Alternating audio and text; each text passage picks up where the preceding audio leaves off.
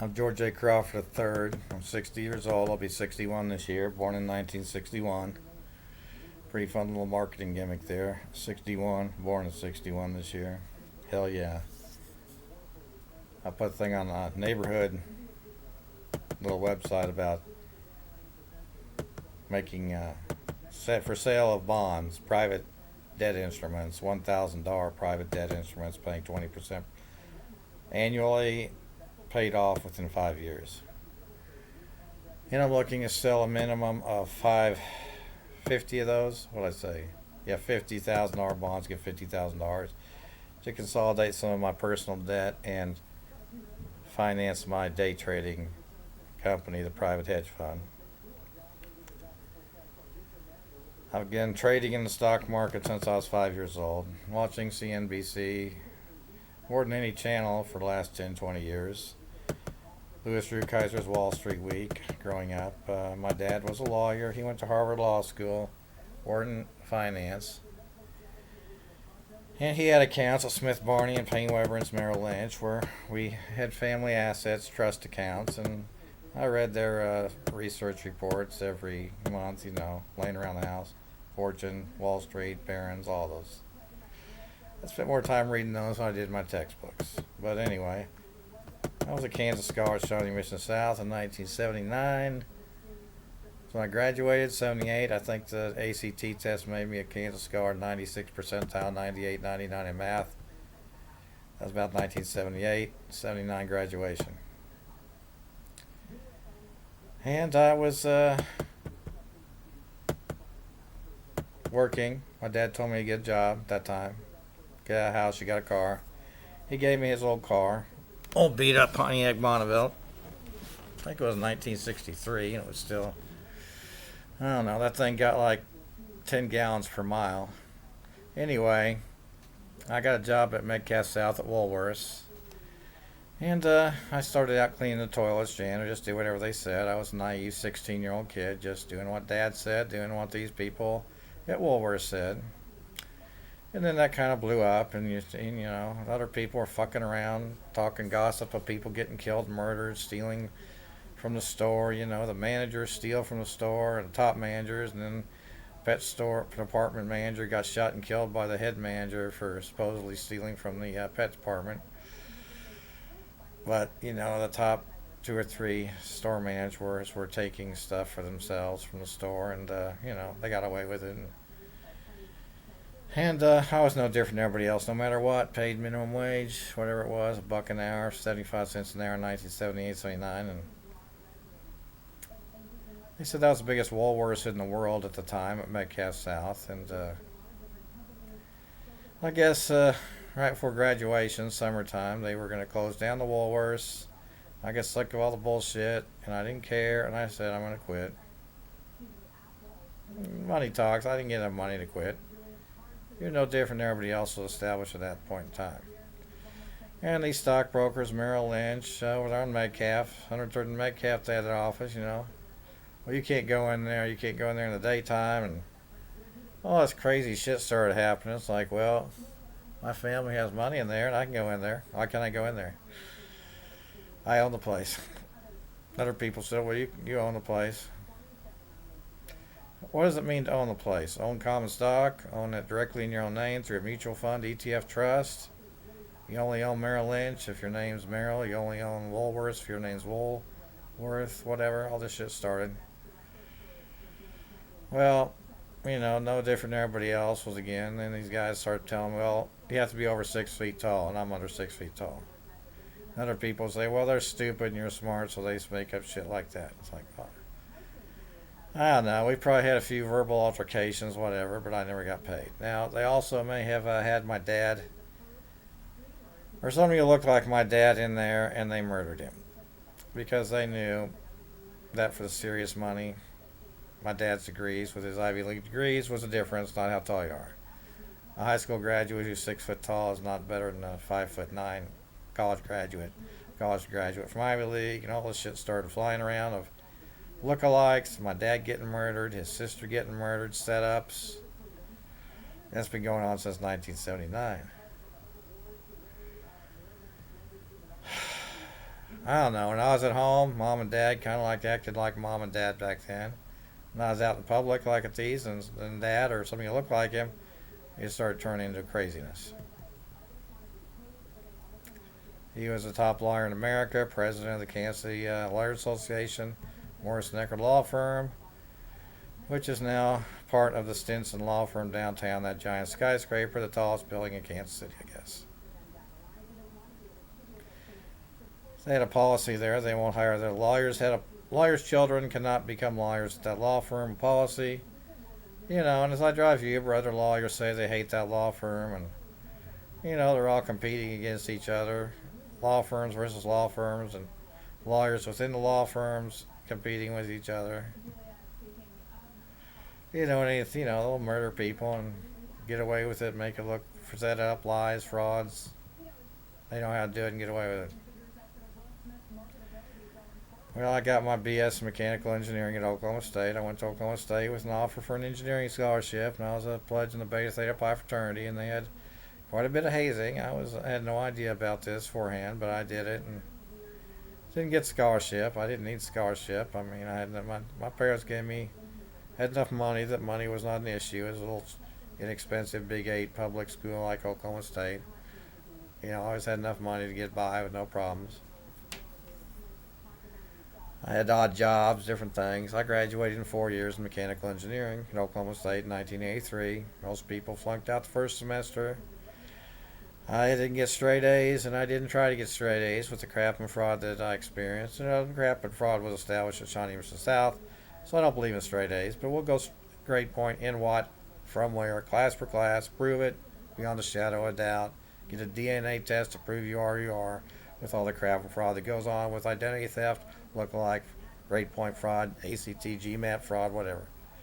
And I took the GMAT, got 93%, one of the highest scores in the country, and went to Purdue Craner. It was ranked number 4 public in one of the rankings, and they had another ranking where it was number 3, simply as good as it gets. When you combine those rankings, you know, it was higher in one ranking than the other, simply as good as it gets.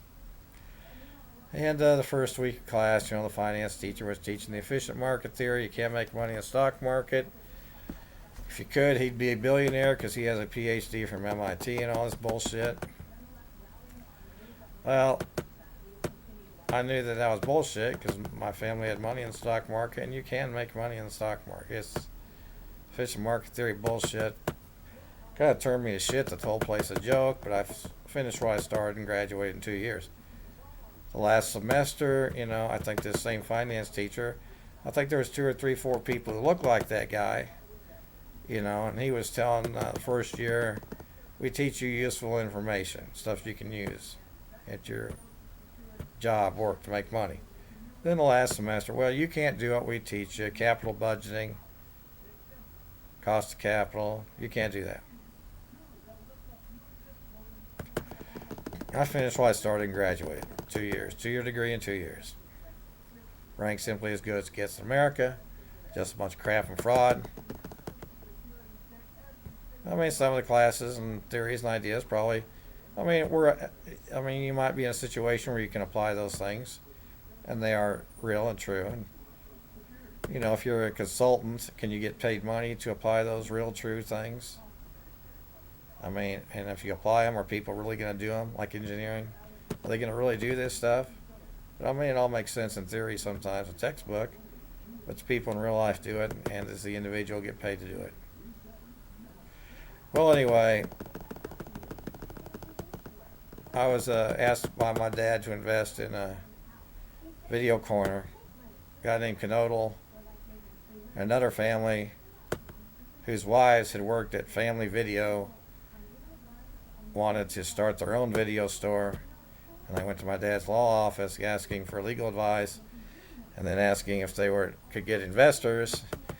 And then my dad asked me if I wanted to invest some money that he had control of mine in this new private business. I said, okay. And he did. And then that store opened in Olathe. I think it was in Olathe, one of these 3 Olathe stores eventually, one Prairie Village store. It grew from 1 store to 4 stores and 50 grocery stores. They had a contract with some grocery stores, putting little kiosk things up in grocery stores to rent movies. I guess it had $1 million in sales after, when I graduated from college. It was about at the peak of its business cycle. And the Olathe stores, my dad said, they rent pornos. They got pornos there, and they're in the back in a separate room hidden from the public, and that's where most of the money's made. Most of the money is made from the pornos, not the Walt Disney movies. Kitty O'Corner with the Walt Disney movies, but the Olathe pornos made most of the money. Okay, I don't know, whatever. And he talked of, one of the other owners sold out. He had some, I don't know.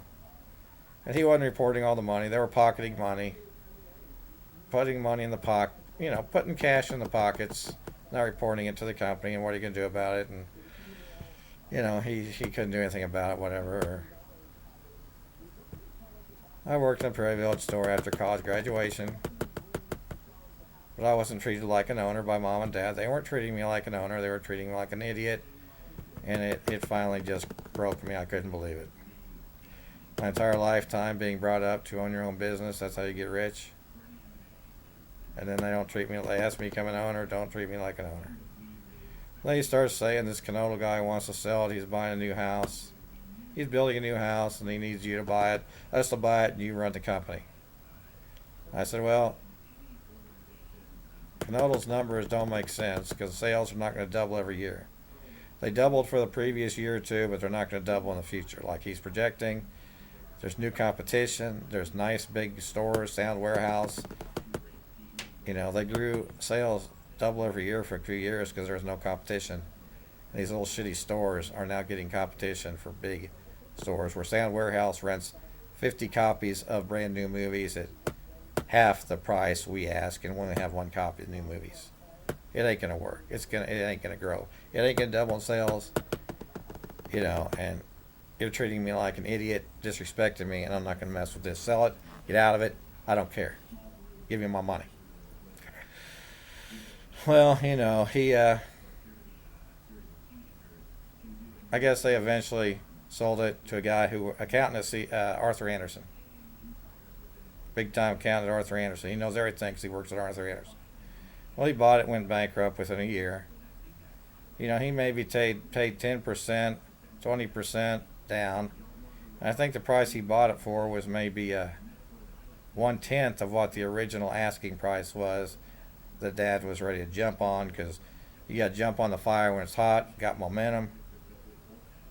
And this guy, he eventually bought it for like maybe 1/10 of the original asking price, and then he went bankrupt within a year, just like I said. Well, Dad was saying I don't know a goddamn thing, and I'm an idiot because I'm not an employee of Arthur Anderson or any other company, so you don't know shit because you're not employed at any company. Well, I know more shit than every employee of every company around here. I mean, they know their internal, whatever. My degrees know more shit than most people that are CEOs around here. They're getting $10 million a year paycheck. I'm better than they are. And then he started telling me, don't tell anybody your degrees. They'll laugh at you, think you're a woman, and all this shit. I couldn't believe it.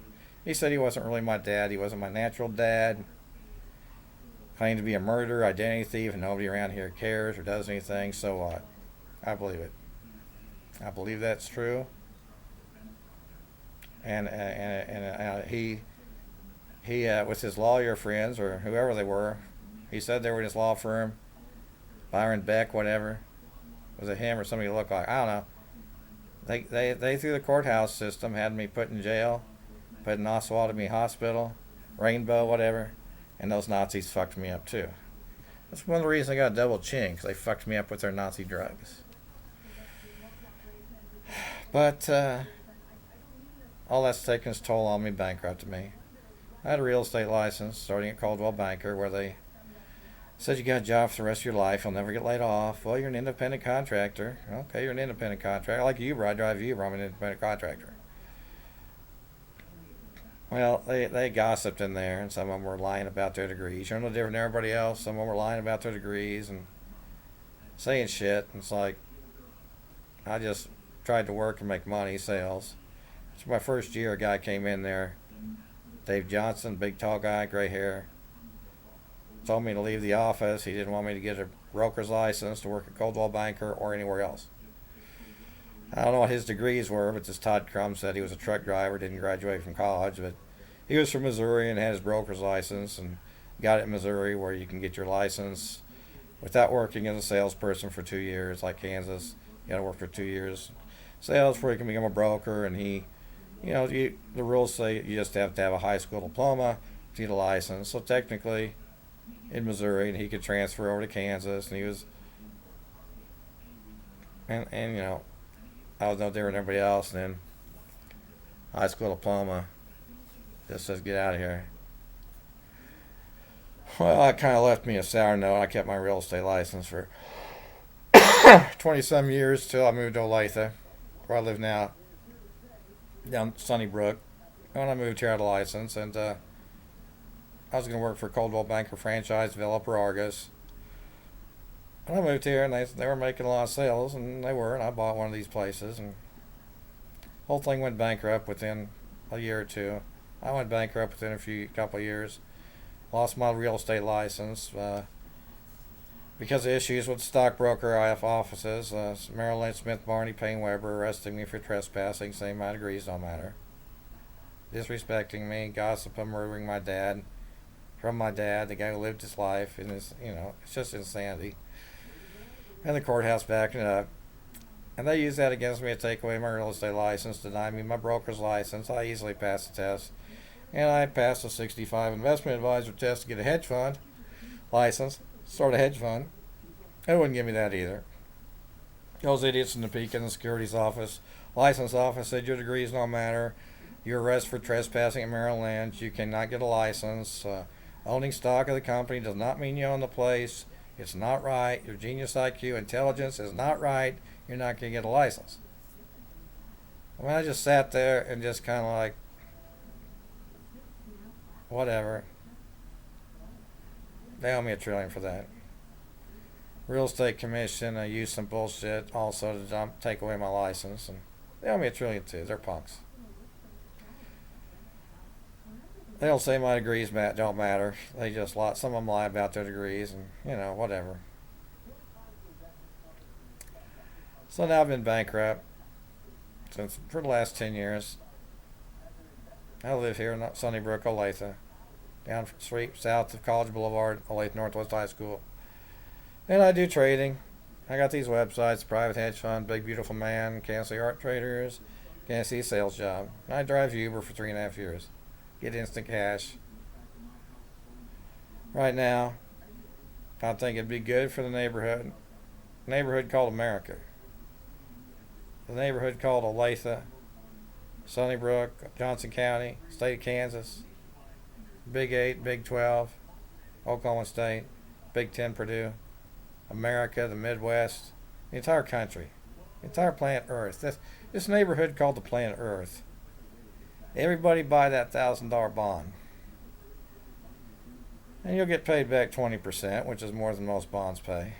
Junk bonds, Mike Milken, I've used his paycheck before as an example of my minimum wage, just like I use these hedge fund paychecks of $1 billion to $5 billion a year as my minimum wage.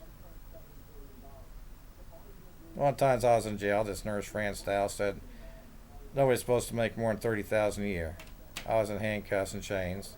She was evaluating me, calling me mentally ill because, at one point I was mentally ill because I was an alcoholic because I got drunk in college frat parties 20 years before this diagnosis. I got drunk a few times in college, frat parties, so what? But anyway, nobody's supposed to make more than $30,000, and I was talking about doing some hostile takeovers, and Mike Milken's paycheck was $500 million a year. And she got $50,000 a year, but nobody's supposed to make more than $30,000. I was supposed to make $5 billion a year. At that point in time, I was supposed to make $500 million a year, based on that Milken paycheck. So, everybody in the neighborhood, America, Olathe, Johnson County, Sunnybrook, and should really morally, as a good neighbor, buy that $1,000 bond. And any neighbor in the Olathe, Johnson County, American neighborhood here in America is on the board of directors of one of these companies, big companies, where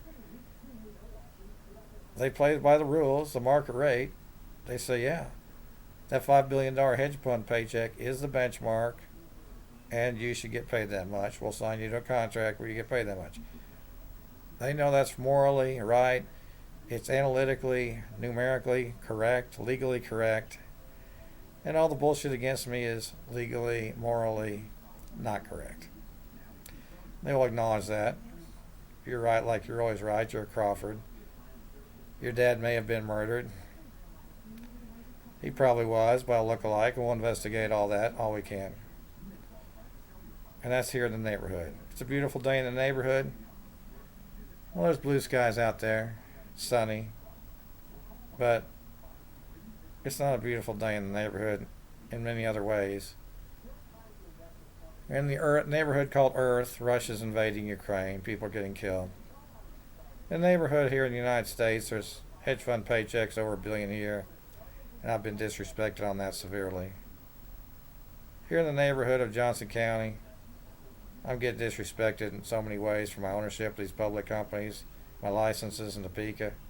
It's not acceptable. So like a good neighbor, well, I'm here. I'm a neighbor. I'm here. And every neighbor, morally, as a good neighbor, you know, you can buy that $1,000 bond. Help me out. Give me that 10 figures a year. Give me at least $50,000 to clear up my debt and get my day trading going full strength. Have a good day. It's a beautiful day in the neighborhood, isn't it, huh? Yeah.